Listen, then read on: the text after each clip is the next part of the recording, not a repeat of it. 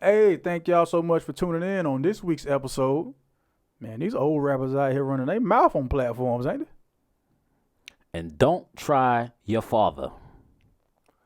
Hey, man, what does it take to be a man? That plus more. Now let's start the show.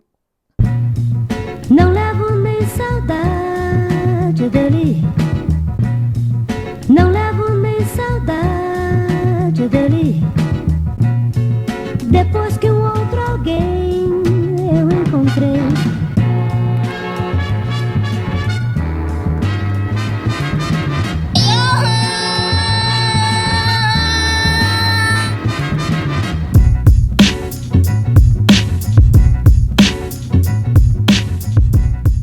But how I go to, they calling me. They come back to the streets. AKA A short T, I was necessary. very scary. You living in the month of February. Okay then. On display then. I heard that shit. And have my folk Fucking a long ass time. still at it. ATTIC. It ain't a hoe out there for real who don't know about me, but I'm for sure with it. The addict. I crew. will go get it. Damn. You and your folk feel it. Atlanta had a whole, boy, they done had a post on hip hop for a long ass time. Coming straight from the gutter. I forgot all about that. Leave you under a cover. To make you bounce like rubber. Hey. If you don't give a damn, we don't give a fuck. Uh-huh. If you don't give a damn, we don't give a fuck. Uh-huh. If you don't give a damn, we don't give a fuck. Uh-huh. If you don't give Damn. a damn, we don't give Shout a out fuck. to the all the one way in, the one way A-Town out Stone. we was going to back then, boy. A-Town Stone. You know what I'm saying? All the little house A-Town parties I Stone. was having to Don't go to start back no then. I shit, was a won't young, A-Town shit, Stone. young- Yeah. I was a little young buck back then. Boy, I was still in high school. And just like that, man, thank y'all so much for tuning in. Welcome back to another episode of ShopTalk NC, North Carolina podcast. It's your man, 58 South. It's me and the guys today. What's happening, fellas? What's happening? Cooling. Hey, man, introduce yourselves. This is me, DJ Phenomenon in the building.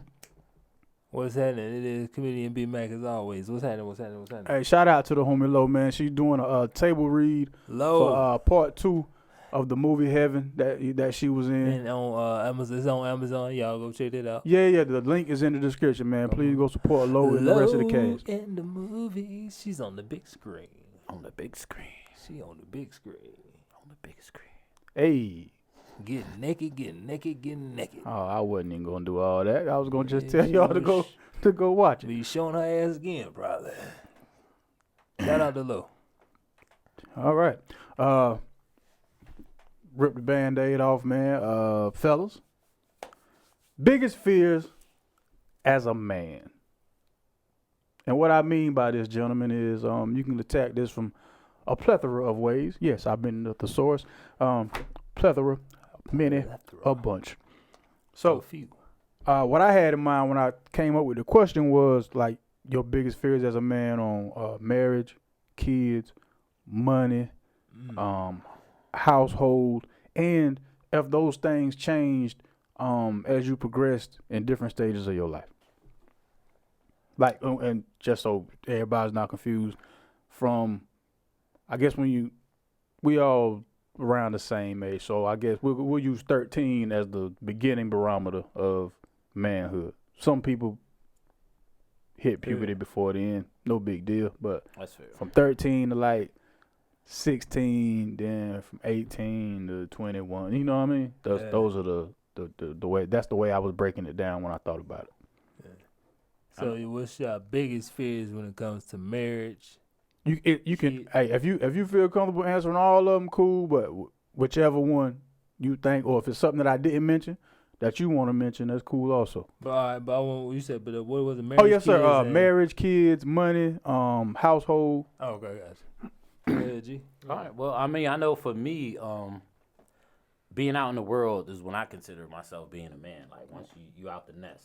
Right. So like now you're really officially a man. My biggest fear was marriage itself, because it just seems like it's way more of a benefit for them to be married than it is for us. It's like we have everything to lose being married.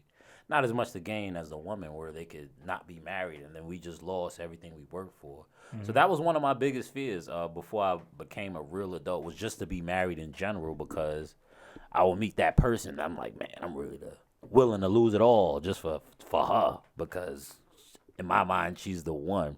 And I was married too. I was gonna say, just to you be was married? clear, Oh, he's not okay, speaking shit. from a place like me and B Mac. He was Shit. actually Yeah, I was married, right? Yeah. I was married, and I was afraid to be married before I even met her. Like, and we got married, and she's still dope, and it was a dope situation. But that fear, got nipped in the butt once I finally got in there, and then my fear changed after I was married. And I went through that. Now that I'm at my age now, at 41, my biggest fear is more so losing my status in the community. Like, you know how it is. Like, you can get a tag on your jacket, a negative situation comes on, and just like that, everything you work for is gone. Yeah. And I just feel like that happens more so for us men, than women. And that for me right now, that's my biggest fear, like losing my status. What's your biggest fear of being married? Would you say your biggest fear came true because you got married and you got divorced? Or did your biggest fear come true? It wasn't as bad as I thought it was going to be, as far as like that fear. Right. What I was worried about wasn't as bad compared to now. Like, I could really see like that is a bigger worry, like losing everything I work for, for anything that could happen. That's a huge fear for me, because just like every great thing you've done for the community, for your people, one negative situation could literally throw all that in the gutter. It negates one situation negates 100 great acts. One situation. So that's my biggest fear. Man, my biggest shit. As a man, my biggest fears is the same as it was as a kid. What's that? My biggest fear as a kid, that came true. It was not making it playing ball. That was my biggest fear. And that was my fear all the way leading up until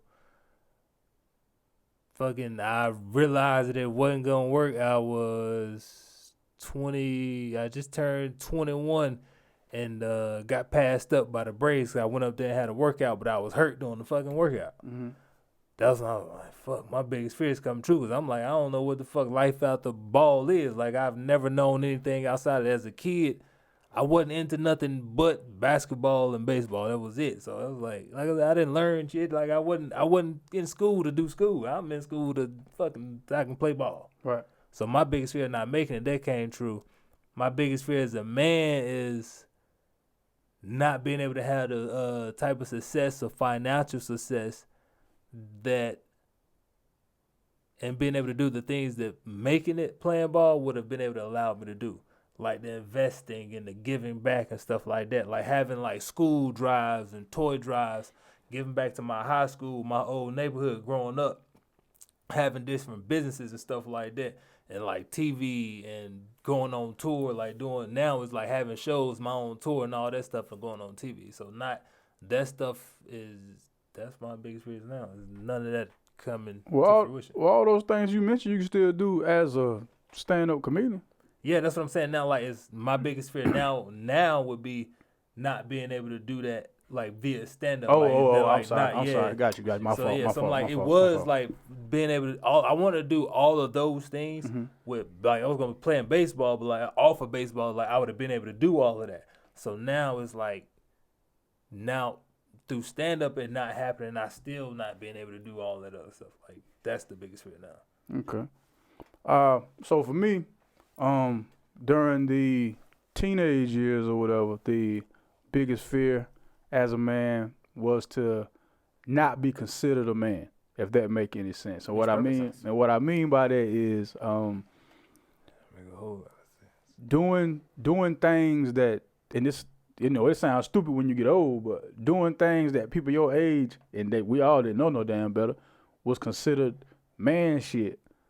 Not doing that, like getting in trouble for no fucking reason whatsoever. No, you're right. You know what I mean? Like, you had to have, it was almost like you had to have a certain amount of shit on you to be considered a man. Oh man, you ain't went through nothing. You know what I mean? Shit like that. Instead of nobody. How do I put this? Nobody gives a fuck about being a gentleman at a young age.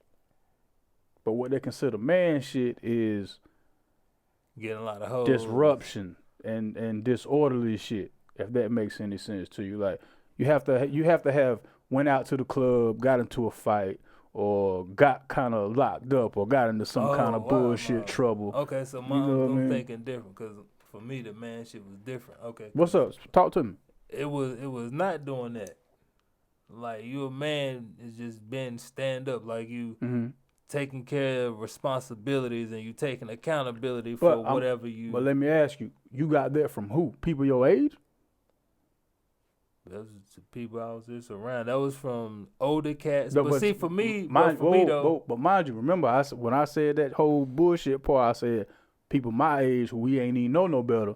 That's what we considered man shit as. That bullshit, that getting in trouble shit. Like you ain't went through nothing, you ain't got in no trouble. What you saying so is, you saying like somebody your age would be like, bro, you ain't no man, you ain't whoop nobody ass or some shit like that. That's the shit we all would, you know what I mean? Oh, okay. So from because what you're saying, age, because what you're saying is everything like my pops and uncles and all the people with sense was getting us to realize. But for me, like I was like growing up, I was always one of the youngest out of everybody around. I was kind of the youngest running the crew. So yeah, but you still had peers your age, at least that you went to school with or something like that, right? Or did you only hang around people older than you? Even the ones in class, like I was like one of the youngest in my class, because I was 17 when I graduated. Like, okay, got you. So it was like we might do this, what you doing, like the crazy shit that you talking about. We might go out and fight, but you wasn't considered a man for doing that. You just like this motherfucker crazy.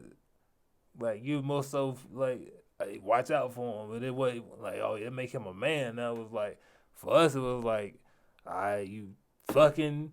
Getting a bunch of girls and you taking care of your responsibility and you being accountable for shit. You just ain't, you standing on something pretty much. That part came, okay, so the part I spoke about was the up to the 13 part.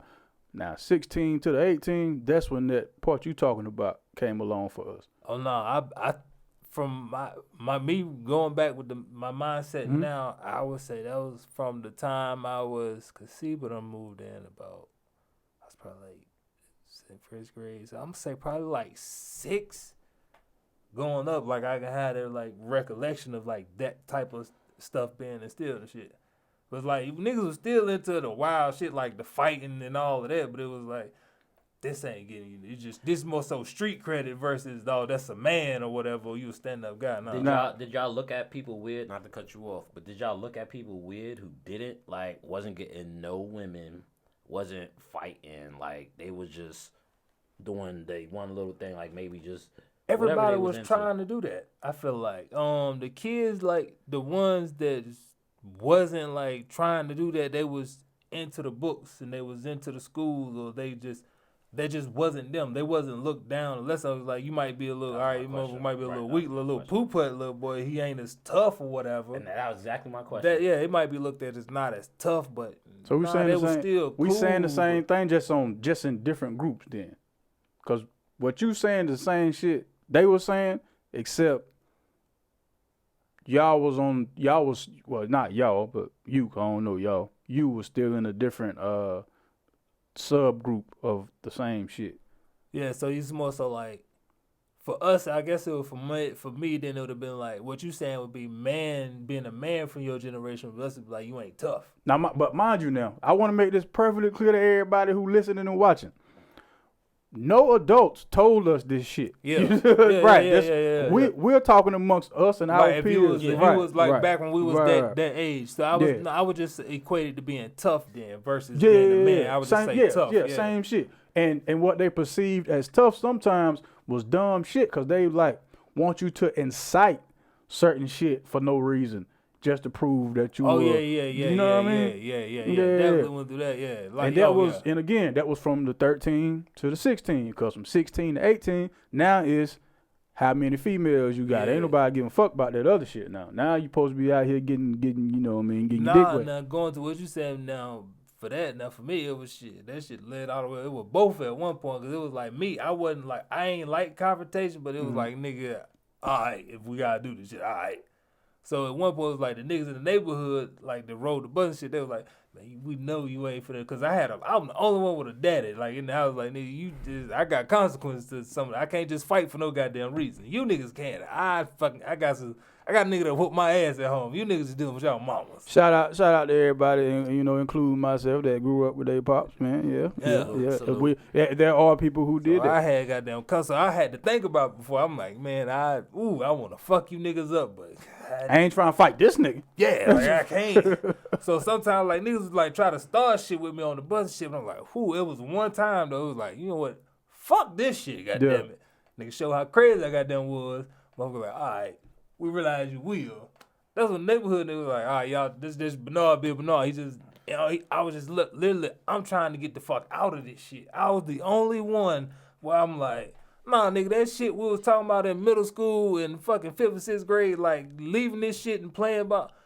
I'm still trying to do that. You niggas is ready to fuck off. No, nigga, I don't want to keep doing this shit. Right. So they gave up on their dream in 6th grade. So when it came, when niggas got to high school, they was just like, no, fuck it, drugs, women, and pussy. I'm like, nigga, that shit is cool, but I want to get the fuck away from here. Let me ask both of y'all something. 'Cause I know both of y'all had y'all pops in y'all life, right? My dad's cool. And what was it that made you look at your pops and be like, this is a dude you really don't want to fuck with on just no everyday, you know what I mean? Like, just try him type shit. I tried that nigga twice. Okay, you lost. Okay, you 0-2. That nigga I remember both of them. One time we were wrestling. Like, I was trying to see if I can get him wrestling. But that nigga just kept kicking my black ass to the fucking ground. Like, he would grab my arm and my feet was in the sky. Like, it just wasn't working. Other time was at my aunt's house getting ready to leave.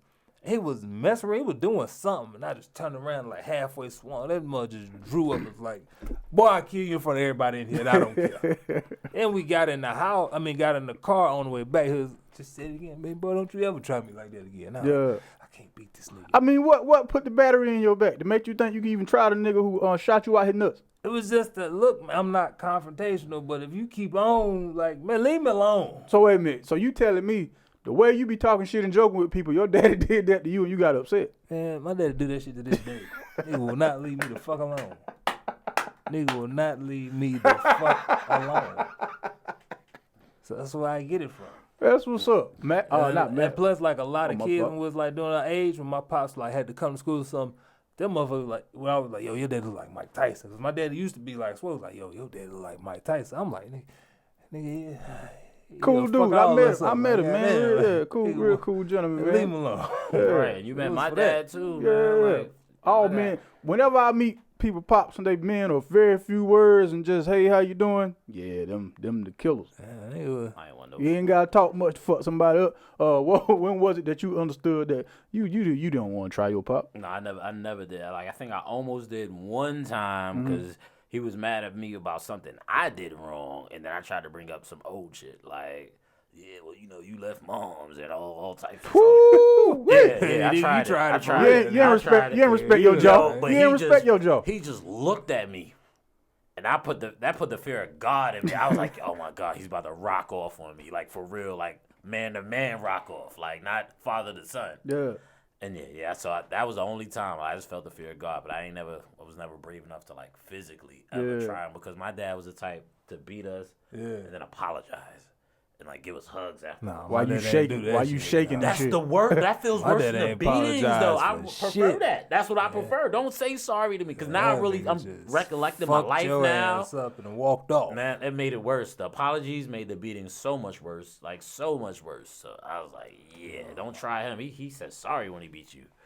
that's scary. So y'all been around my folks when they come up here, like my pops and my uncles. We all real cool, right? So. I have a great memory of your pops. I will never forget it. Oh yeah. Yeah. Yeah, your pop's cool as hell. He look younger than you. Yeah, fuck you. But so the one thing I know my pops really fucks with is cars, right?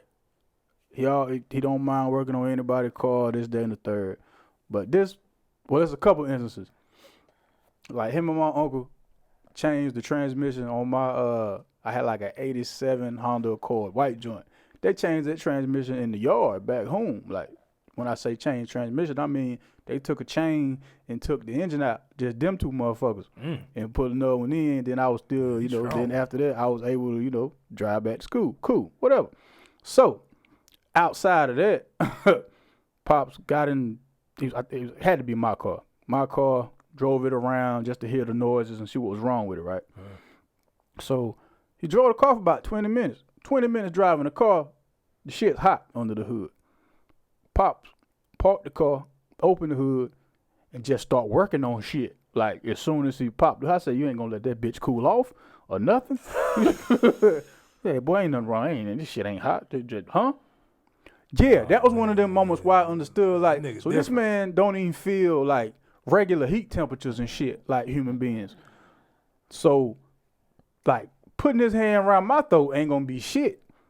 Yo. Yeah.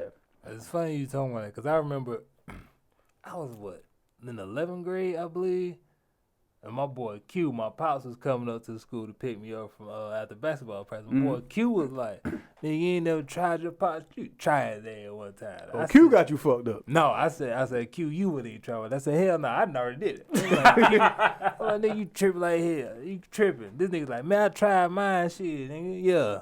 You see me standing here, don't you? The Q that was my partner. Like, nigga was wild, he was crazy. Yeah. My daddy pulled up my daddy at the time, he had a green transport van. Nigga seen the green van pulling up. I said, that was my pops right there. Q, go out there and try.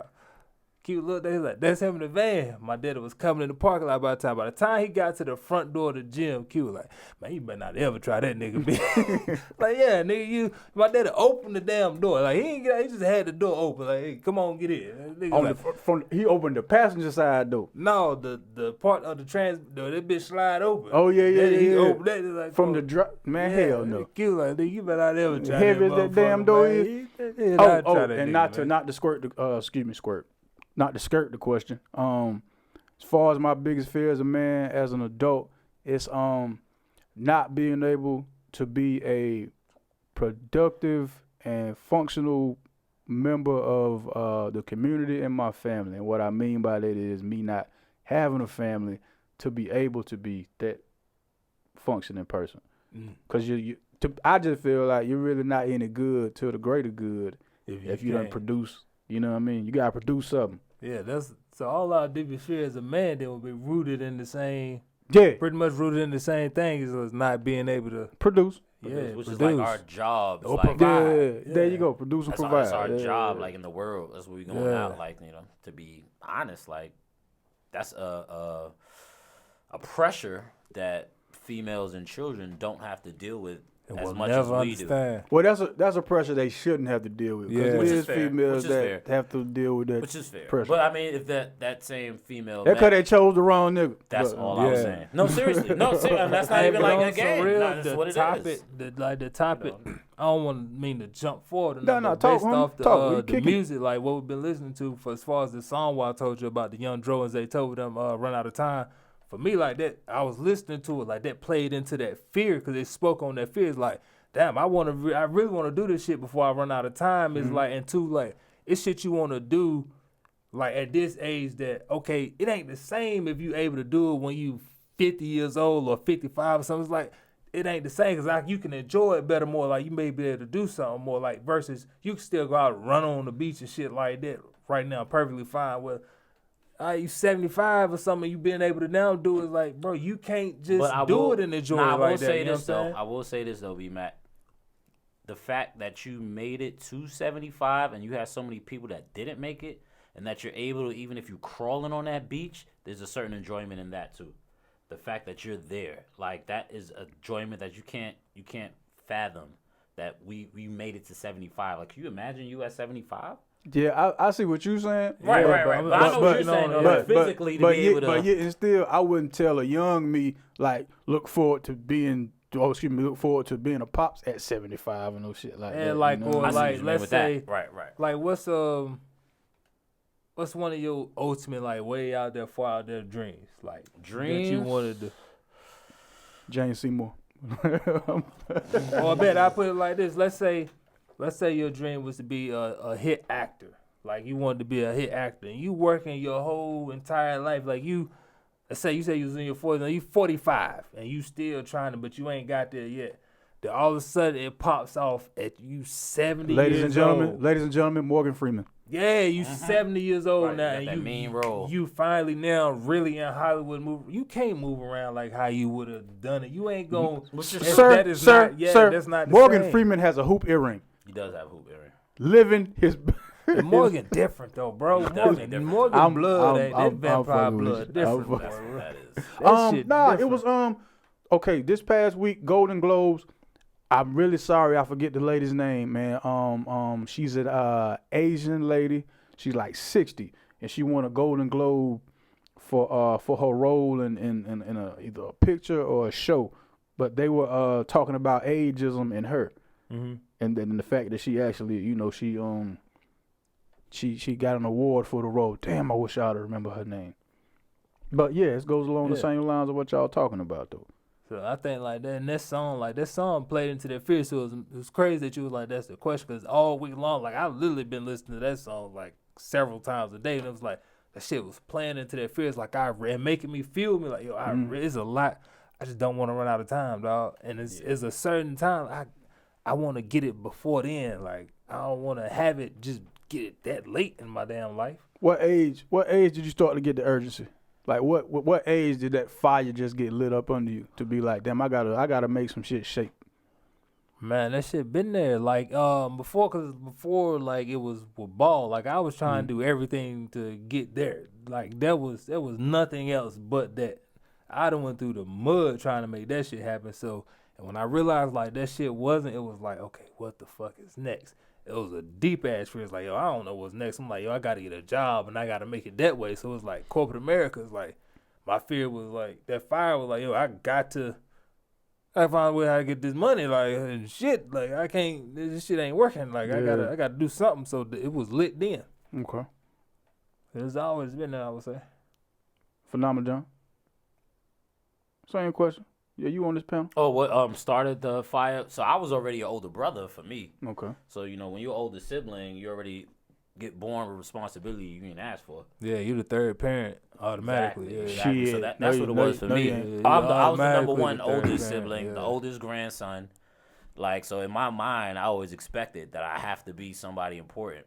Like, I have to be able to be something and have to do something. Because they looking up to you?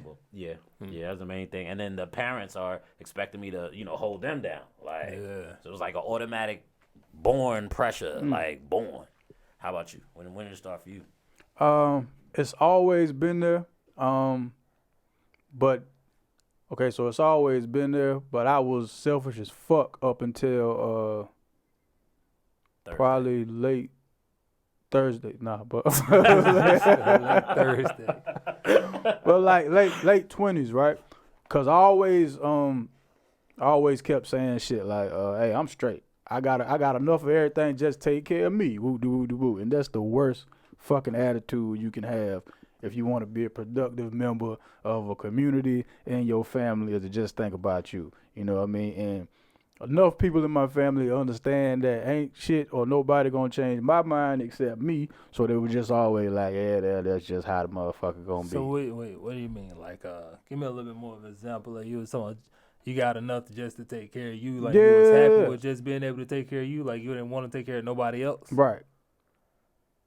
What's wrong with that? Yeah, pretty cut and dry. But I mean, with that attitude, then how are you ever gonna be head of a household? Oh yeah, okay, got you. You get what I'm saying? Yeah, okay, because got you. To be head of a household, I come dead ass last. You know what I mean? Yeah. I live that. And that's a fight, because like I got some selfishness in me, but yeah, we try not to do that because they don't pay us.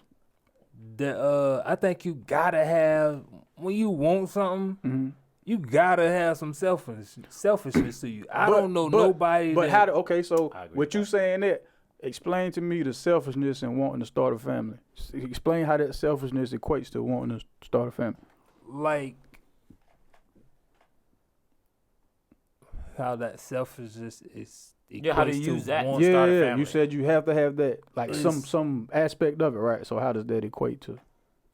It's hard. It's a balance that you have to find, because, like, in order to make it, and this is I don't know anybody personally that has done the things that I wanted to do outside of the people that I may have come across in my profession and in my walk to where I just seen them or something like that. Mm-hmm.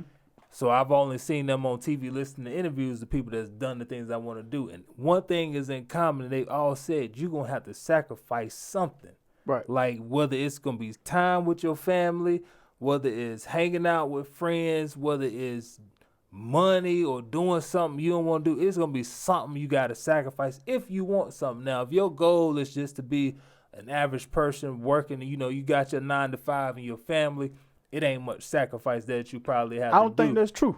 But I don't think that's true either. It's going to be some sacrifice, but I mean, like, if you're really trying to, You got to sacrifice a little more. yeah, like for me, I'm trying to actually be something with this stand-up and this entertainment field. Like, there's a lot that I'm going to have to sacrifice. I'm going to be going on the road, so it's times my girls, like, had their conversations. Listen, I'm not going to be around for a lot of shit if things go the way I want it, because I'm going to be, maybe I got to go somewhere and film something, or maybe I'm on the road, I'm on a tour, or I got to go do these shows. There's going to be times where, look, I can't be there. I mean, I feel like that's the same way if you want to have a family and make sure your kids have stuff that you didn't have. The father would have to sacrifice that same amount of time. And that's why, I heard a quote from Akon. It was like, his goal as a father is just to provide for his kids and make sure they're raised where they're able to be productive humans in society. His goal is not to make it to every recital or whatever practice or game. My goal is to provide for you and make sure you're able to make it in his work. He said that's why he don't feel sorry for when he's got to go. Well, his job as being an artist, stuff, he's going on tour and he ain't there. He's going to make this money, whatever he got to do to make the money. He said, that right there makes him okay with all that verse. So you talk to a lot of people that are like, man, it feel good to where I ain't got to go on the road or I ain't got to go here. I can just be at home and raise my kids and be there to provide. He was one of the ones like, nah, that sacrificing is for a reason. Like, I can get way more money and provide way more for them by going and do this. That's like it's one my of those, job. That's like one of those sacrifice for the greater good situations. Yeah. It's like, I'm going to miss out on time spent with you to enable you to have these opportunities, whereas if you get to see me every day, that means I'm not out getting the money or doing the networking and getting the resources that you might need for later on in life. So, and let's be honest, people be saying they get mad at that, but I be like, nigga, would you really want to give up this mansion and all this shit just to have this nigga sitting here and y'all back in the hood because he can't afford all this shit? Well, this the thing. The thing about that is, people only can react to what they see that's either in front of them or not in front of them. Meaning, a child at 5 doesn't see their father, so it's fuck pops. Later on in life, you don't realize the reason you didn't see your pops is because you had the luxury of walking on fucking clouds from age 5 to 21, and now the rest of your life is set up. Shit like that. So it's like you gotta keep a pinto at the dimension. Just let that motherfucker know, hey nigga. No. I don't think you gotta do any of that, man. Me personally, first thing I do is, as soon as they're able to comprehend and understand, I just go ahead and break it to them like real sensibly, like I'm Santa Claus. But how do you That's do it? And what would you do? They were like when you hear it, they be like, oh, they ain't want me to leave the house, and you gotta go. Like, let's say you gotta go DJ fucking 2 states, 3 states away, or across country or some shit. They're like, nah, daddy. They be like, hold on, nigga, you see this house that you in? Daddy gotta go get some money. Well, I'm never gonna talk to my kid like that. But no, I'm just saying for that. Like, how do you do that part when it's that's why you pick the best woman possible to be the mother of your kids. She helping. I feel like you said that's not gonna matter? Nah, because the child wants his father or her father, so that's not gonna matter. The mom's in that situation. So at least for me, when I used to have to go through that, because my moms and pops separated, I'd be mad as hell when dad left. So what my dad would do, like as soon as the door closed, me and my brothers bawling. But then like he would come back and kick it with us for like 5-10 more minutes, just to show like, yeah, I know I gotta go, but like I care about how y'all feel about me leaving. Even though he knows that he gotta leave, we know he gotta leave. That little 5 to 10 minutes though took us through like the rest of our lives. Like the fact that he just walked back through the door. Because it's his dad, man. Like, it ain't his dad. I feel that, but in the situation he was proposing, I mean, we live together, so I'm coming back home. Come back home, but it still don't matter because he's Yeah, out the door. like, He's still out the door. And there was no FaceTime or none of that shit. Right. Because like in entertainment and sports, it's like you, from what I'm hearing, like you miss a lot of times with your kids. So my question, damn, I about forgot what it was. It was gonna be cool. something You to remember. you. You saying you missed when he wasn't there and some shit. So what if it had been like, let's just say he was leaving for work. Like let's say he got to leave for 6 or 7 months or 3 months to film some OD. shit. Yeah, that's tough. You know what I'm saying? Like for filming, lie, like that just for tough. filming or something like that Yeah, that on would be location or Or something. hell, just even government contract work. It ain't got to be Right. entertainment. But either way, going Yeah, for you that know what amount I'm of saying? time, that's tough. That's Well, like tough. for artists who got to go on promo tours and run, what if it's like, Children how don't would it be understand. to like just be like, all right, let me come with me real quick so you can see what I got to do. The reason why I'm leaving to see what I got to do to keep That's you tough. where you like where you stay. I know you like where you stay at. Dang, I know you like where you laying your head at, the food you eating versus what. If I'm not doing this, where we gonna be at? But I also think, depending on the age of the child, that makes a big difference. Because from like infant to 7 or something like that, they need the moms more anyway. Because after that, then it's the discipline stage. Then that's when the pop should be around more. Just from, reading and shit like that now. Because I don't have kids. But the discipline come in too. I think that start early too, right?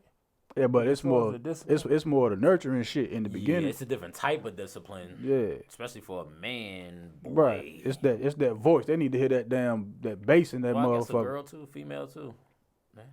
You need that daddy discipline. Because it is something about a stop when it comes from a man and when it comes from a woman. Because a woman tell you to stop, you know, yeah, all right. As a boy and stuff, as a growing boy, when a woman be like stop, you like, all right, but you It can depends still if you keep smoke going. Camels or Newport, because Yeah. shit might be deep too. But a man be like stop, you like, oh shit, like all right, this bass. over here, like yeah. Well, There's a difference. since we talking about things that, stopping or whatever, these old ass rappers, or just artists or ex-gang members or what the fuck ever, getting on platforms and just bringing up old shit that nobody knew about, or probably didn't even care about, but they just trying to get some notoriety off of saying it.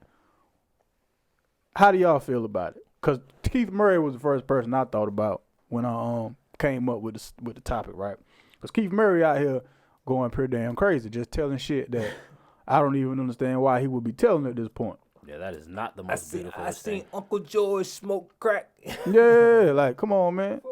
You ain't had to hear Keith Murray tell you George Clinton did hard drugs and no George Clinton did hard drugs. The motherfucker thought a mothership was the real damn thing. Come on, man. George Clinton kicked it with a man who wore a diaper on stage and the long Humpty Hump dance nose on stage and shit like that. Come on, man. Cocaine back. Cocaine, that shit was like that shit was the pure embodiment of LSD on stage every time they performed. You gonna see it talk about some George Clinton smoke crack in front of me. No shit. Yeah, Right. water's wet, Keith They Murray. was on some fucking You're not good telling us nothing. drugs. Only thing you telling us dope. is that you tell. There you go. That's what you telling us. There you go. And in the Telling words us of you Trinidad, tell. in the words of Trinidad James, don't tell me who telling. Oh man, I think it depends on how the way that his shit was done. I think it could be done right, but like, cause Drink Champs, that's what they doing. They telling old stories and shit. Now I still don't fuck with that Irv Gotti shit. No, it was that the was way whack. Irv did No, it. that was Irv, whack. That was whack. Irv showed the world that he was still hurt and he still had Yeah. feelings about Ashanti. Yeah, Now, yeah. if Irv had got up there, So are we dismissing it because it was love? That's what we saying? no, I'm saying that now. Irv could have spoke on that in a Oh, tasteful way. If his Irv the feelings, perv. if his feelings won't still involved, he could have hurt. He could have spoke. I feel like he could have spoke on his relationship with Ashanti in a tasteful way. As though she have spoken on his shit. She's not bashing this nigga, nothing like that. It's just like, yo, I'm past it. Like, I'm not hurt from none of that shit. You could talk about some shit. And plus, if it's something where you ask a question and there you answer it, and you telling the story and it just come up in the story around the question. So basically, if it's not TMI, like if you ain't giving up too much, but you answering the question is okay. I just think it got to have context to it. That Keith Murray shit, it was the clips of this nigga just talking, going off on wild stories. It's like, Now, this nigga was high. I don't want to put it on him like that, but he was there. He was zooted and booted. He was, man. On That's what I that saw. mother, that motherfucker was on the mothership doing this. Oh, baby, bubble. I don't want to put it on him, but I mean, it's kind of blatant. I think the way the clips was put out, I don't think it was done right. For what I don't think it was done right. Now I think telling the old stories is cool because I like to hear the old stories about how the shit was when I was a kid. Like to know now, okay, it was really like this back then and all that. I like to hear those back stories, so that's why I think it's a certain way that it can be done. But I don't understand at what point. I'm sorry, was you getting ready to say something? No, I was just agreeing. Yeah, I don't understand at what point does I had this sexual encounter with this lady come up in your damn interview. Like, that's some shit you can always be like, oh, man, come on, man, I ain't studying that shit. I ain't talking about that's that some shit you always can do that. I would assume at this point everybody has different lives. Yeah. So you really don't want to, I would think you wouldn't want to really fuck up somebody else's household with some shit. Cause we both know the dude they with, they might have not even known that motherfucker back then. But it's still the fact that, so now everybody know that you did this and shit. So now I got to get my hair cut at the house. Cause I can't go sit in the barbershop because that's what they talking about all this shit. But I think for me, I think that comes on, man, your security is in who you are. It's like, yo, that shit happened man, way before me. How secure you are. How much you want to hear another motherfucker talk about your girl getting head? Nigga, that shit was and way this man saying she can suck a nickel through a straw. I'm like, nigga, for one, okay, so if, let's just say, me and Ashanti is together and I seen that Irv Gotti interview. I'm like, yo, that nigga hurt. That shit doesn't bother me. I'm like, yo, that shit was way before me. I didn't know you then. Even with like when niggas will still talk about her and Nelly, like if you see her and Nelly anywhere, that shit gonna come up. I'm securing who it was. I'm the nigga you laying with it every night. Like, so it's like, I'm well, at least not when she worried. get off stage. Yeah, so I was like, I'm not worried about that shit. It was before me and it was a moment. Like that shit was a moment in hip hop. The world saw it and all that. So it was like, I'm not, cool. And plus, like, for me, I'm the type of nigga, though, you could have been with my chick before I got with her. And you could see us together out, and you could be that hater. No, just hypothetically. Like, you could be that, what I'm saying, you could be that dude to come up like, oh, man, you know, I used to have her and whoop-de-whoop. And I'm like, nigga, so what you telling me for, nigga? I'm with her now. Like, that's what makes it whack, though. Not for your part, but the other guy, like, the other guy to say that to you, like, what's the point? Like, what's the point of bringing up, like, pillow talking? When you get that little cringe, like, you get that little cringe feeling, like, I don't think I'm supposed to know this. Like I'm saying, like, for the Irv, just in the Irv Gotti situation on the Ashanti, like, let's say Nori or somebody, EFN, or somebody at the table doing Drink Champs had just been like, yo, so you and Ashanti, what's this situation was going on with y'all, or how did this turn out with y'all? Somebody, if you ask that and you're answering the question, if you want to answer that question and go into that, fine and cool. But when you start putting your emotions into like, nah, the bitch this and nah, fuck that shit, and it's like, hold on, nigga, you hurt. Like, because you could just as easily go, oh man, there was a moment in time everybody remembers that. So I think that's why I say it's a way. It can be done. It's just a matter of how it's done. I know most people do it the right way. You know how we know? You know how we know that? Because they have fucking high school reunions every year. Yeah. So yeah, this is true. But more people do it right than wrong. Yeah. And to me, Keith Murray and a lot of them other dudes, they be clout chasing when they say that stuff because they want the reaction because they know you're gonna react. Yeah. And people gonna eat it up. And like to us, man, it makes y'all look bad. Like because we hold them to such a high. At least Keith Murray, to me, I've always held them to a certain standard where like you never really heard him talking crazy about somebody else or his personal life, just stuff that happened with him that happened. Well, no, you're right. No, that's what he does, actually. Keith Murray. Yeah, now that I'm thinking about the past, like, that's what he did. But see, now you gotta look at it. Now you gotta look at Keith Murray like, oh, you must have been down bad. And they were like, yo, I'll shoot you like such and such change to come do this interview. But Facts. I part of how it's done, because I've only seen just clips. I haven't seen like a whole Not yet. interview. I haven't seen the full interview. Yeah, so I'm thinking like, yo, this is all clickbait. Like this is, this is done purposely. But like the platform that he was speaking on, the art of dialogue. What the art of dialogue is, what he mainly focuses on is for some reason, Tupac shit. Like Tupac, Death Row, everything that happened then, Tupac Biggie shit. That's if anybody knows anything about the Art of Dialogue channel, that's what he does. So any story, any juice he can squeeze out of that, because he spoke to, if I'm not mistaken, the young lady. Well, she ain't young, but I just say that shit to be, the young lady who went with Pac. I want to say he spoke to the woman who actually was the quote unquote assault victim of Tupac. He speaks to anybody that was around Death Row, around Bad Boy. For some reason, he got like a real fixation on that whole Tupac Biggie story. So that's anybody you see on that channel, please believe it stems from that. Okay, gotcha. Yeah, so take that take that into consideration also. Clout chasing, man. But it was, I don't know, man. It was. I could say, I could put an argument with him saying clout chasing, because just for my full opinion, that Biggie Death Row shit, to me, that shit has been beat with a dead horse. It's like, bro, it's at this point we all know like shit's too much shit out there on it. It's like, so if you still trying to go with that, is you're needing a story, you're trying to get a push for say something. But the thing about that is, because no one has really been charged formally for either one of those killings, and I think people are still gonna talk about that shit and still try to dredge it up because there has never been any like actual. Well, you can't charge a dead shit. Man.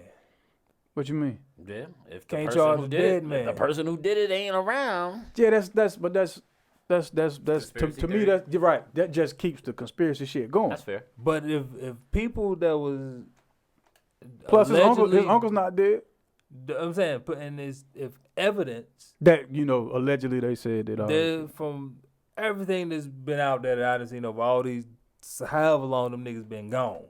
96 and 97. Yeah, and like a lot of evidence is pointing to some people, and you got different tapes and testimonies from different people around it that was there and around situations, and people from LA. They was older people now. They're like, yeah, the streets has always known. Yeah. Like it's like, hey, why the fuck we still doing this, bro? Like we know you can't charge dead, man. Those people who have done those things, who killed Pac, who killed Biggie, they're dead now. It's like you can't charge a dead man. Why we? It's like, come on, man, let this shit go. Nah, at this point, that shit ain't gonna never go.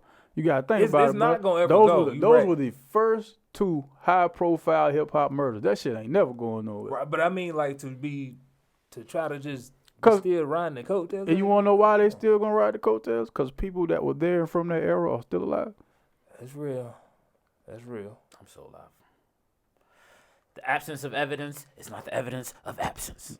One time for Samuel L. Jackson. Shit, Negro. That's all you had to say. So the absence of evidence is not the evidence of absence. Pulp Fiction, Samuel L. Jackson. I forget his name in the joint. Since we're talking about music, Fuck that shit mean? Since we're talking about music, fellas, let me pose another question to y'all, man. So the music that we hear on the radio and see all over the place is the trap, drill, scammer music, right? Mm-hmm. So all the other music that people do enjoy, but it's not promoted or that we don't see regularly or that's not commercialized in our face. It's not pop. Not pop. How do y'all think they should start promoting it to where it becomes a balance in music? Because the whole argument would be, look, we're only playing what people are requesting, but they're not looking at the fact that they're requesting it because this is what we keep force feeding their ass. That's what's happening. So how should the artist or the labels or the teams of the people who are making non-trap drill, scammer, whatever music you want to consider it as, how should they go about promoting it then? I don't know how they go about promoting, but it's all in the marketing. Is finding a way to remarket it. Right, but we as consumers, some of them are watching right now. Like, we don't talk about none of that shit, but we know y'all don't like that shit. So how are we going to get that to y'all in a fashion to where y'all are going to fuck with it and tell other people then? Because if not, you can't be mad at us for ditching the music we're making and making the bullshit. I think it'll take a relatable artist.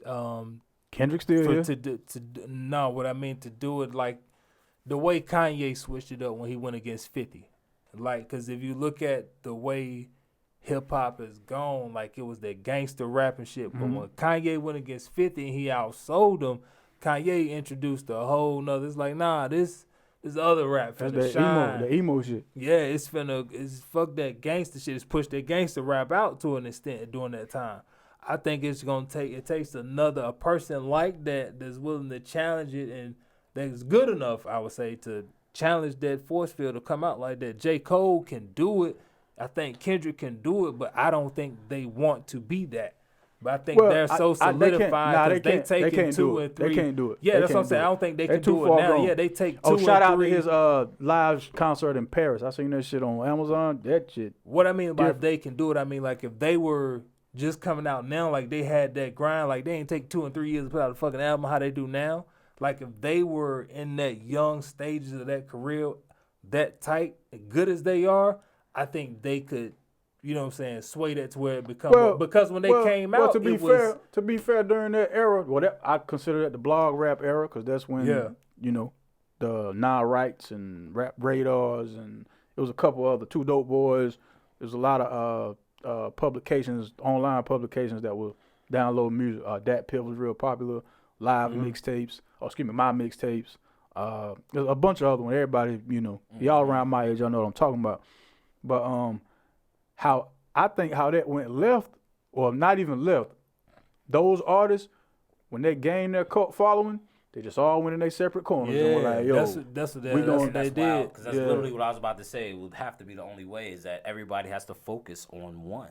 Like the whole movement or whatever, backpack culture, whatever they want to call. And not even backpack. I'm just using the name. You know what I mean? Right, Okay, I'm just using the name. I get what you're saying. Right, I'm just using the name. But everybody has to focus on one artist. That's what Russell Simmons said when he came out here. He was like, that's the only way that it's going to bring eyes to, you know, that type of music is if there's just everybody's focused on one. Yeah.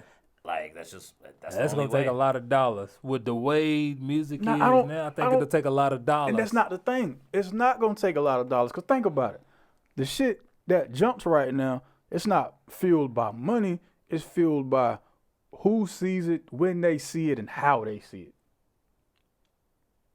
Like, let me ask you something. How many artists have you started listening to because you heard a song on a TikTok clip or Instagram reel or some shit like that? A couple. How much money do you think it took to do that? It didn't take a lot, but I mean, as far as that artist to become known and like bigger, like to have that. That's after the fact. Yeah, that's after you already got the eyes on you though. Yeah, but how you get the eyes on them? That's what I'm talking about. Oh, just to get it on them? Because think about it, 1 billion fucking songs come out each day. But they're only gonna let sift through these certain amount of songs. That's what I'm saying. That's why it's gonna take. At that point, it's gonna take a lot of money. So that artist, like just off the top of my head, man. These are still older artists with their own cult following, but I'm gonna use them because I know a lot of people might not know them mainstream wise, but we do. You know the people I listen to when y'all go to the crib, the Currencies, the Smoke Dizzles, Dante Hitchcocks, the Larry Jones, the cats that, again, have their own cult following, but they make good music. I kind of think, and I'm just questioning now, those type of artists, I don't think they want that. Like, I think because if we've seen them, they all, as soon as they do it, they take their people, like, all right, I got mine, and nigga, we going the fuck over here. We not trying to be in that light. I think what we're saying is, it's not the same, but I feel what you're saying, but I don't think any one of those artists are going to turn down success. And especially being able to touch a billion people instead with whatever, 400,000 or right, with whatever your message is. If you're now able to multiply that by 10, I don't think they're going to be like, you know what, so let's just say, for an example, you're saying, how does J. Cole 5 million? No. We can't use him. All right, so let's just say a Rhapsody. Perfect. How does we get a Rhapsody's 5 million fans or streams or whatever numbers to 10 million? Is that what you're saying? We can use her just for this conversation, but I was speaking more to the newer acts because the bullshit newer acts are going to go further than the actual talented newer acts. Okay. But I mean, I'm never going to discredit Rhapsody. What up, Snow Hill 2-5? I don't. It's all of us pushing it, man. I think it'll shit. It People takes. gotta push it. Now, mind you, I'm not sitting here saying I got an answer. I just always wanted to know if anybody else felt like I felt about stuff like you that. saying I don't know, because it's like, how new are they in the game? Because I mean, part of that you gotta have time with part of that. Well, as far this as the being thing. able to, Just to be considered new, all it does to be considered new, it means You never heard him. there you go. There you go. Cause this song's right now, Chris Brown. This song that everybody like from Chris Brown is like 2 fucking years old. what song is that? The one they playing on 102 Jams right now, real heavy. That's not a brand new fucking song. Not the Afro Beats one, the other one. So I'm kind of confused then. How you, as far as your questioning, then I'm like, how do you? So you're saying, how new do they have to be? What I'm saying is, all it takes to be new is that enough people have never heard your shit. So you could have been out for 10 years. Right, but if you're a new million artist people never heard you, because then you're nobody new. outside of your region So never you ever just heard saying, you. how do you get people to know you or to hear your shit? How should they promote and market to us as regular ass consumers? That's tough. Like I said, everybody gotta. Like, where is it that you would want to see new music or hear new music? Because mind you now, Them shorts. Them YouTube shorts. The YouTube Okay. shorts. I think, YouTube that's shorts. a good question, because for me, like, I can't answer. Like, for me, you know, I'm old head when it comes to music. And that's why I'm like, asking you. I'm Because like, it's so more of you out here. It's fucking hard. Right? You would You be gotta- you'd be more prone to listen to new music if you were Bet. introduced to it. How? If That's you the question. if you did that shit, Yeah, I a should have cappella. just said that in the If beginning. you came up on me and did your shit a cappella, that's gonna Ain't no catch way me. in hell. No, I've had people do that, and I'm like, yo, all right, bro. You're like, yeah, all right. Like, Atlanta. I was in Atlanta one time. I was going to film some shit, and I'm meeting up with somebody, and this dude is standing outside this fucking some fast food restaurant, looking bummy as hell, and just there. And he just saw what me and the person talking when we met up. He was like, yo, y'all guys smell good over there. Can I hit some? And I was like, you just have it. He was like, yo, and we chopped up. Was like, yo, I just recorded some song and shit. Like, my name's Zay. He's like, my name's Zay Thomas. I got this song I did. And I'm like, bro, whatever and shit. And then nigga just started rapping. I'm like, all right, nigga, your voice, like, as far as voice you have, your sound, you don't sound bad. Like, you can carry a note, a tune. So I was like, yo, well, bet you do sound all right. What's your what can I hear that? He's like, yo, pull up SoundCloud right now, put in this, and that's a song. He caught me like that. I was like, boom. So- and I'd had dudes with guitars, like, just like, well, all right, So bet. That's how you get me. Your way of you sticking with old school tradition. You still like the footwork, the hand to hand. Yeah. Phenomenal John. How would you I mean, and if I was like him, I'll be with that too. I just would need like one of those barrel trash cans on fire, like with them singing around that first. like a quartet shit? Oh, It's so hard to say Let goodbye. me to. get that. Let me get that. Let me get that. In the still Of the night. I'm copping that. when I held you. Yeah, that shit. I'm copping All that. right. I'm copping that. But for me, it's the shorts though, honestly, because our attention span is so short. There's like that much time, like these songs just been hitting, like in just that quick of a little time span with the TikToks and the shorts, like just hearing, a little snippet of something.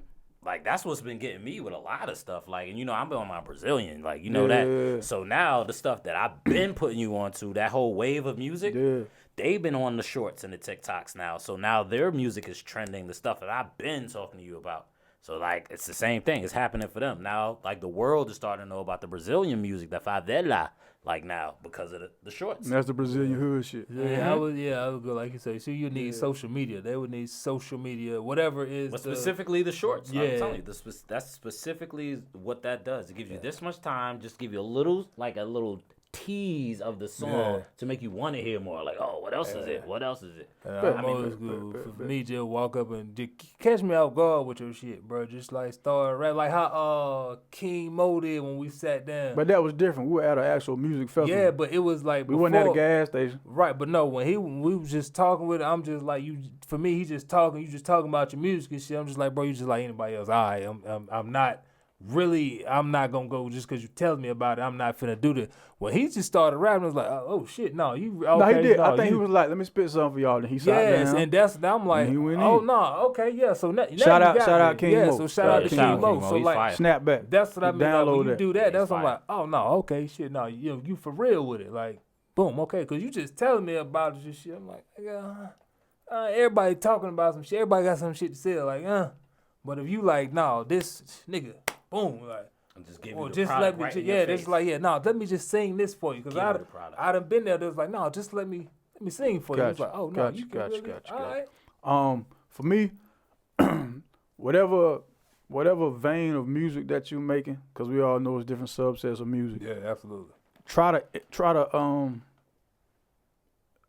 weave that shit into that, either on the YouTube shits by paying for promotion, as far as having your video come up as a commercial after one of the songs, or do it like that on Spotify also, because I find a lot of new shit, like when I just hit play on something I like, then they'll auto play something else. That might not be the best way, but we just giving you ways on how we find music.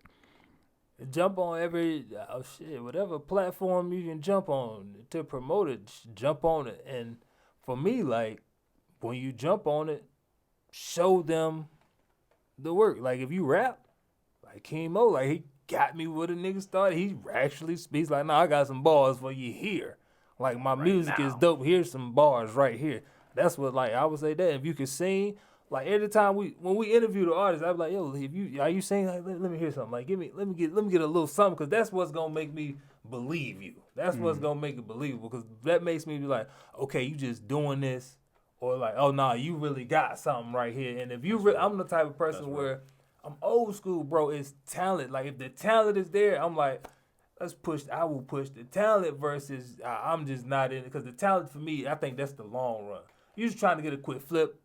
Go do your thing, have fun. Congrats with it. But that, when you got it, so I would say, man, if you try to get on, like, show your talent whenever you can. Especially if you a singer or a rapper. Like, if I got to show wherever I feel like I would do that whenever, because I will make people laugh wherever I'm at. Like, so it's like, yeah, I'm funny. I can do shit to make you laugh. So it's like, if I'm rapping or if I sing, I just might sing. Like, how many times you might be at a store where they playing music and shit? Like, if you shopping in Food Line, they got music and shit playing. Like, if I know that song playing, I might sing that song. Like, I mean, they don't really play shit like that at Lowe's Food. Oh,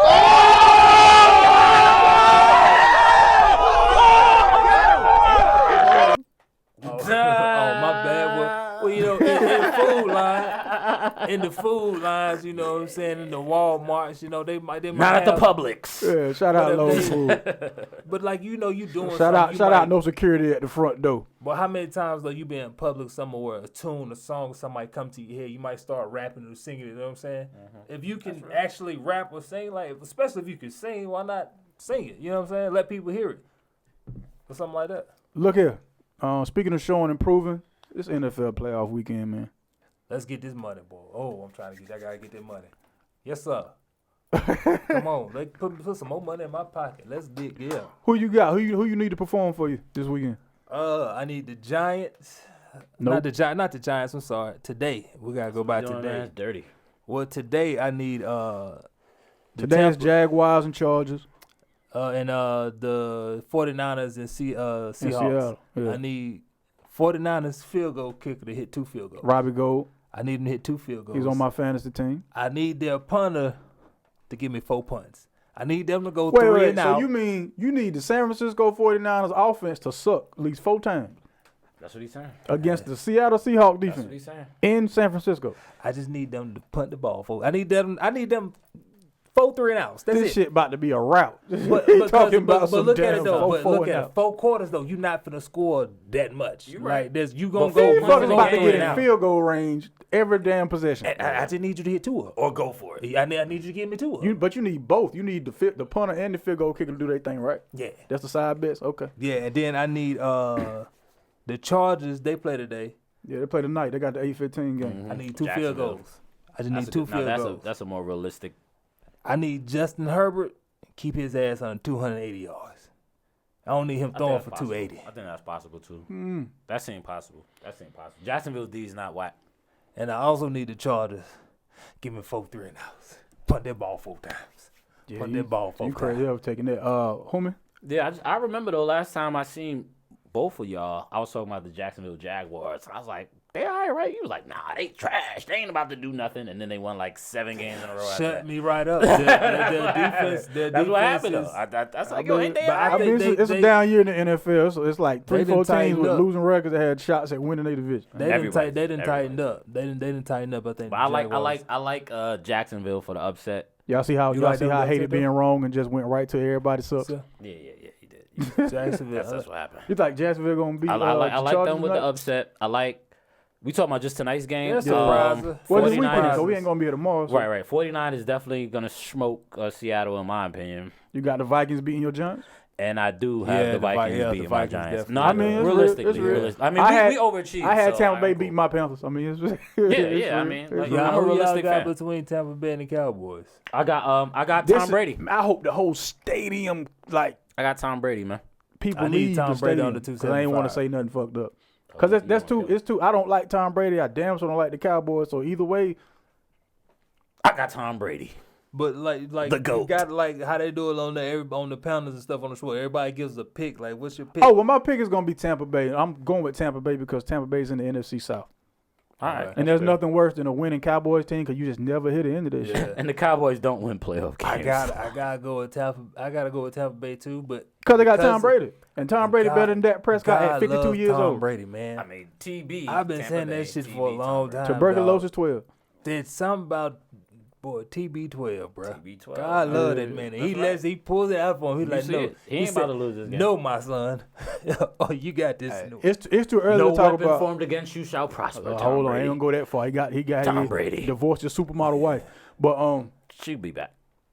I mean, even if she Cowboys don't, will put he up a good fight though. Their defense is I solid. saw them play the Washington Pickers. They're not. Yeah, they look bad. I think that I with don't, all their starters. but I'm kind of like With all their starters, they Hold going on. to Tampa Bay to I play know, but tomorrow. I'm thinking excuse me, like Monday, on Monday night. subconsciously I'm like, okay, because of how that game went, okay, you niggas was just bypassing this game. Like y'all was But this was my thing. This how stupid that was though. You bypass and play lackadaisical and still could have got injured. So why are you even out That's there? Right. Well, because of that. Because check. Michael But look Parsons, at I football believe Michael contract- Parsons had fucked his hand Look up at out there. contracts and shit. Look at football Yeah. contracts different. Like you gotta perform every week. Like That's true. Their contracts are literally week to week. From the way I've heard them all explaining shit, is like man, you can be cut and benched and not get the game. Which one of check them and starters? shit Which anytime. one of them damn starters? Come I on, mean, as Zeke. far as Come on, as Dak. far as Michael Parsons and stuff, Right. You know he good.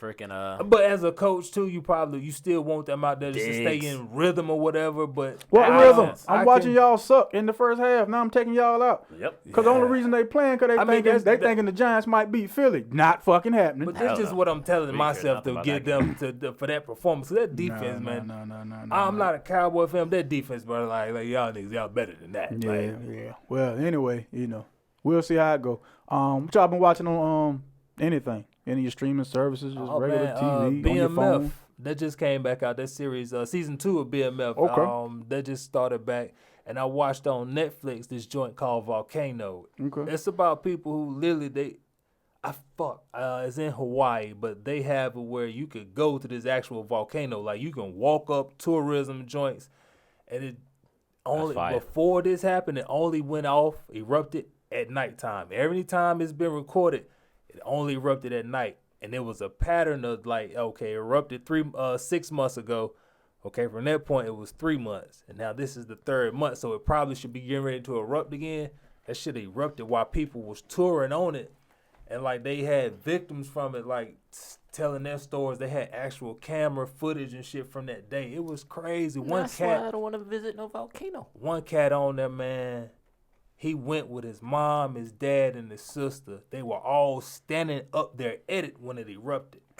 He was the only one out of them to survive. And they was literally telling the story about how it wasn't the lava volcano, it was like steam and ash.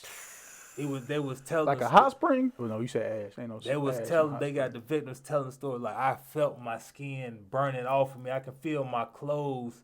Like there was like it Yeah, was you walked so up to a hot. volcano. It's like your clothes is still intact, but your skin under it. Can't believe I stood on Highway 40 and got hit by a car. Like, what Fucked the up. fuck? Like it was Right, exactly. It was, bro, that shit is volcano. It was dope. But the dude, he was like, he don't even know how he managed, because he was standing there and down, like he had to walk away from his parents. Like he don't know how he managed to get up from being directly at that motherfucker went off to walk, like, I think he was like the length of like a football field down to the water where they got up to it, to what everybody else had then ran to, and that's kind of survived it where they was at.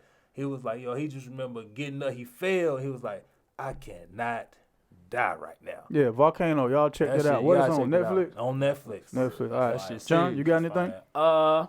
Nah, nothing really, man. Just watching, catching up on old stuff. Inside Job, because I'm a conspiracy person. It's a cartoon on Netflix. Yeah, they just canceled that shit too for season 3. Listen, Bastards. that's exactly why I watched it again. Because of that. I watched that. I know what you're talking about. I watched that shit. Right. Yeah, Damn, that's my shit. that's That's why my I watched it again. I watched Mo on Netflix, man. It's about the stand-up comedian Muhammad Amir. I'm not sure if it's based on real-life events or nothing like that, but it's about this Palestinian refugee and his family trying to get their green card while living in Houston, Texas, man. Y'all check it out. Got a lot of Houston hip-hop influences in it. Paul Wall's a security guard on one of the shows. Bum B's a priest. The man has a syrup addiction on one of the episodes. Like, yeah, y'all check it out, man. Mo. Does Rap a Lot have anything to do with that? I'm not sure. Yeah, I'm not sure at all. But yeah, Mo on Netflix. All right. Music. What y'all been listening to? Like I was the Young Dro and Zaytoven Run Out of Time. I've been listening You put me onto that, yo. That's All right, fire. all right. That's fire. Oh, yeah, I mean, I'm listening to everybody else's finesse, man. I've been on that finesse lately, man. 2 times. Finesse 2 times. Jeez. Yeah, okay. I like that guy. All right. Cool when they do it. That's the problem. I do it. Listen to that Smoke Dizzle. Came out late December. Smoke Dizzle, Money for Dummies. Also Protege, reggae artist, Third Time's the Charm. Y'all check that out. This week's ShopTalk NC artist spotlight belongs to Greensboro's own, you know what I mean, from the south side of Greensboro, 36 Rich. 36. Y'all check out that new single, Take Something, featuring Icewear Vezo or Vezo. I never know. Vezo, thank you. Icewear Vezo. Icewear Vezo. That hibachi. He also got 36 a joint with light skinned Keisha called That Girl. Who Ain't Seen Me, that's another one of his singles. And No Record Deal, that's another one of his singles, man. Y'all be on the lookout. 36 Rich. Him and the rest of the hibachi camp, you know what I mean? Salute. All right. This week's Shop Talk NC Beauty of the Week is which Low is here. Yeah, we not good. I'm glad. I'm looking. I'm so used to her going to Beauty of the Week. I'm like, I please hope this nigga does not pull her dance. I just to see, like, cause it's normally she's right there doing it. I'm like, the energy was there. I'm like, I want to do it. Don't worry, dog. We ain't never gonna forget about Low. Beauty of the week, beauty of the week. Hey. Beauty of the week, beauty of the week. Hey. Beauty of the week, beauty of the week. Hey. Beauty of the week, beauty of the week. Bow, bow, bow, Hey. bow. Don't do what I want to do it. This week's Shop Talk Beauty of the NC. week, beauty of the week. Nope. This week's Shop Talk NC Beauty of the Week belongs to a model / actress / medical X-ray technician, Mrs. Elsa Baby. Yeah, Elsa Baby. Y'all check her out, man. Lord. Yeah, scrubs never look so good. You know what I'm talking about? Yeah, one time for Miss Elsa You said she Baby. a model or Actress and a medical X-ray technician. shit? Yeah, Might do hair and babysit, too. Yeah. Never out of work. Never out of work, She a man. hustler. Elsa Baby. Gentlemen, parting words for the folks. It's been an honor and a privilege to be here with you fellas. Always a pleasure. Word for the people. Man, shit. Stay alive till next time. For sure. Hot sauce goes in the refrigerator. It tells you on the bottle. Bullshit. It says it on the bottle. Yeah, says it on the bottle. Why it ain't in the refrigerator? The shit in section in the stuff. You for real? I'm It says it on the bottle. Because it's sealed. Just like ketchup says, best if you refrigerate after opening. Hot sauce, Opening, that's the same key. thing. After opening, that's the key. Yeah. Follow It does say follow that. directions, my people. I don't eat hot sauce like that, but I never knew that though. I bet. I ain't know that. Hey, man, as always, thank y'all so much for tuning in. Thank y'all so much for listening. You can always catch us on Google Podcasts, Spotify, Stitcher, of course, YouTube, because you're here already. You know what I mean? Don't forget, share, like, subscribe. Trying to get them thousands subscribers, man. So please, if you find it in your heart, You know what I mean? As always, it's your man 58 South. DJ Phenomenon. D-Mac over here, y'all. Hey, one word, 2 fingers, 3 times. Peace. Peace. Cut the check. Não levo nem saudade.